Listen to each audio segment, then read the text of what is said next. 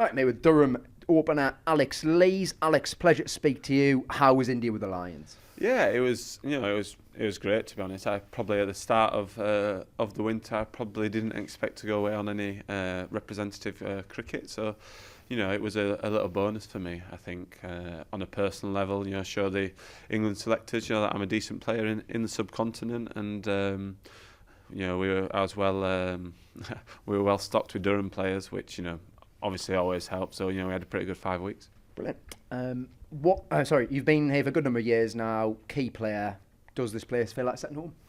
Yeah, I think particularly in sport, people sometimes feel like they want to be a one club man, or have a full career and it's the be all and end all. But I think for me, moving up here has certainly been the best thing for my cricket, and even integrated within the area. I mean, I've got a couple of young kids now, and they're both Durham born, so North East lads. We love living up here. It's a great place to live. Beautiful part of the world. People are amazing. We feel very settled up here, and like to say, cricket wise, personally, it's been the best decision I've made. What makes playing cricket at Durham so special? Yeah, I think I probably alluded to it in earlier. I think the area and representing the North East. It's quite a big area to cover. Mm-hmm. I think the North East in general are real passionate about sport. I think our luxury with cricket is that we're the only cricket team, unlike football, which we obviously know the big rivalry in the North East. So they're passionate, friendly people to play for, and you really know that there's that sense of pride to represent the area, and we want to go out and put on a good show. Definitely. Obviously, he's one of the more experienced members of the team. I mean, how do you advise some of the younger ones now, inexperienced ones? I mean, I don't know about you, but this new generation, they don't listen to anyone. So, so I keep my head down and see if anybody, puts their hand up and asks me if anybody ever asks me anything. I'm obviously forthcoming in advising whatever which way I can. But the younger generation, they're pretty headstrong. Fair enough. Last season, top run scorer in County Championship 2, average of 70. Confidence must be flowing into the new year. Yeah, I think I was delighted with last year. I think the previous winter I'd been left out of the England team, and I didn't want that to sort of define my upcoming season, and I had a real focus on just trying to get myself back in the picture. So I'm confident. I think obviously the experience you gain over the years is invaluable, and I just can't wait to get the county championship going, really. And I'm pretty excited with the group of players that we've got, and I think Durham, a few people have us on their radar. Yeah, I think you kind of touched on it there. So I mean, as a team, what's the feeling in the camp? What are the aims after being out of county championship division for so long? Because obviously it's been a long time. Yeah, I think the process over the last few years has obviously been trying to amalgamate a decent squad that can compete for the top end of Division 1. So we're all pretty confident. I think we have developed some really exceptional young fast bowlers. So we've got a good stock there. We've made some good signings, I think, as well, coming into this year, and overseas signings. So I think everyone's pretty confident. There's a great feel around the place. Not just the players. I think all the staff. We have quite a good togetherness, and I think everybody's pretty excited to get going. Yeah, definitely. I mean, looking at England now. Obviously, there's a lot of criticism since they've come back from the 4-1 defeat. I mean, what have you made of all that, really? Did you think 4-1 was maybe a bit harsh? Do you think ultimately that was a fair scoreline? Also, what have you made of what people have been saying about Bazball?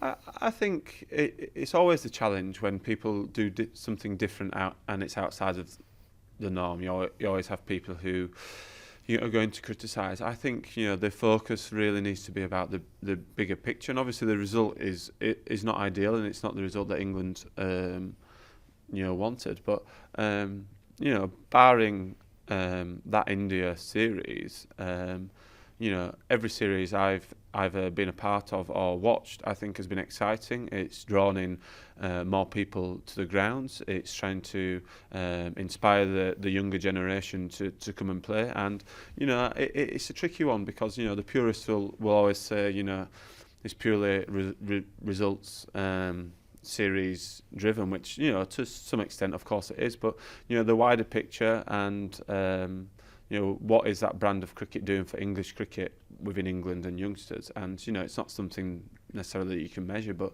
you know, as a young kid, you know, I know what I would be more engaged to, and, you know, it probably wouldn't be attritional cricket. So, you know, I can't criticise England for trying to play the cricket how they're doing. And, you know, I think it takes a brave leader, you know, head coach and captain, you know, to go out and try and deliver a philosophy regardless of the criticism. So, you know, so I think hats off to them. And I think it's forgotten how hard it is to actually go to India and even win a test.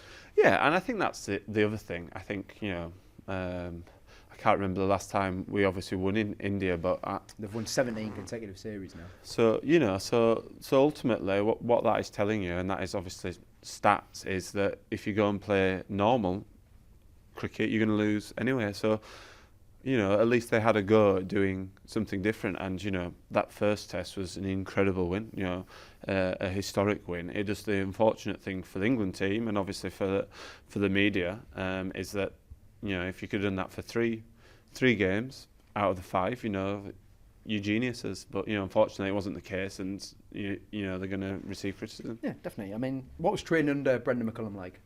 Yeah, I think it is great. I think, you know, the best people I've worked with under in my cricketing career, I think, you know, they empower the players.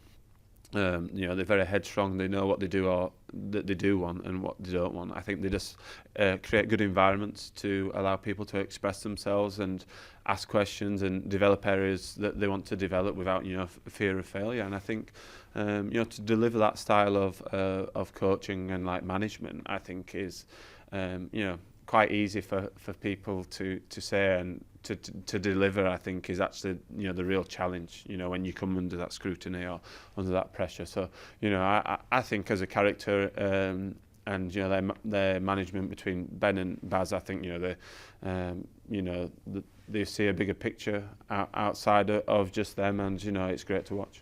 That's absolutely fair enough. Is Ryan Campbell similar in any way to McCullum? Yeah, so, you know, he does have some similarities. I think they both create a nice environment for players to be in and perform well. They've obviously got their differences in some of their cricket coaching and some of their views on the game, but particularly in their culture and the environment and how they want people to be within the group, I think definitely has some crossovers. And ultimately, you know, they're both good people, which, you know, is at the core of, you know, their coaching and style, which is obviously massively important. So obviously England Test team, big summer ahead. What are your thoughts on getting back into it? Yeah, I think when you get left out of the team, I think everybody's ambition is to get back in the team.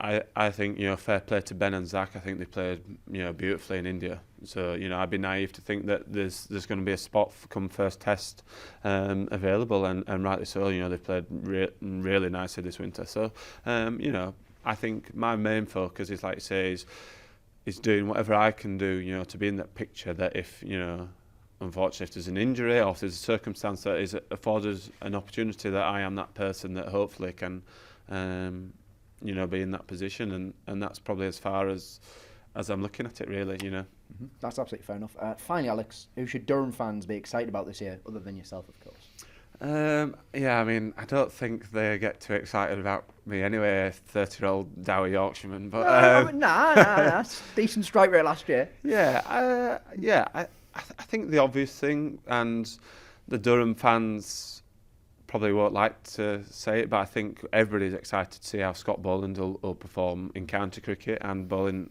at the Riverside. I think if we're looking closer to home and probably at the Durham, I think we've got some really exciting talent. I think a couple of them may not necessarily start within the team, but I think throughout the year there's going to be some opportunities for some young guys like a Bushnell or McKinney, or we have a young Mustard. So, you know, these sort of guys that, you know, it might not be them, it might be somebody else. We got, you know, quite a few, but there's going to be somebody, I think, who will pop up out of our younger group of players that is going to really put in some performances. And I don't know who that is. I can't pinpoint that person, but there's definitely going to be a youngster that I think the fans are definitely going to look forward to watching. Alex, thank you very much for joining us. Good luck for this season. Thank you very much. On AM, on DAB, via the talkSPORT app and on your smart speaker. talkSPORT.